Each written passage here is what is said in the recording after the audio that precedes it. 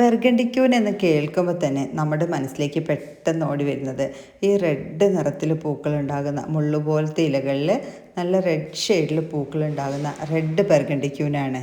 ഈ ഒരു പ്ലാന്റിൻ്റെ പൂക്കൾക്ക് മാത്രമല്ല ഇലകൾക്കും നല്ല ഭംഗിയാണ്. ഒരുപാട് എൻക്വയറി ഉള്ള റൈറ്റാണ്. എന്നാൽ നമ്മുടെ അടുത്ത് ഇന്ന് അവൈലബിൾ ആയിട്ടുള്ളത് വൈറ്റ് ബർഗണ്ടിക്യൂനാണ്.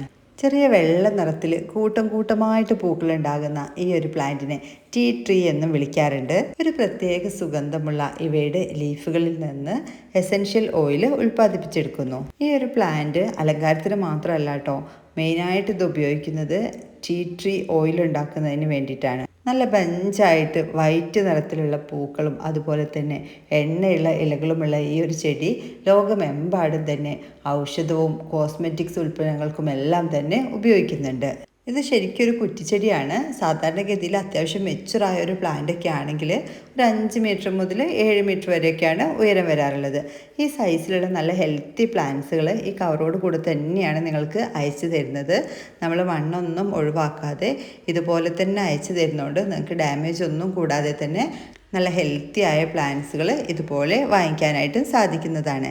ഈ ഒരു പ്ലാന്റിൻ്റെ പ്രൈസ് വരുന്നത് ഫ്രീ ഷിപ്പിംഗ് ആയിട്ട് വെറും 499 രൂപ മാത്രമാണ്.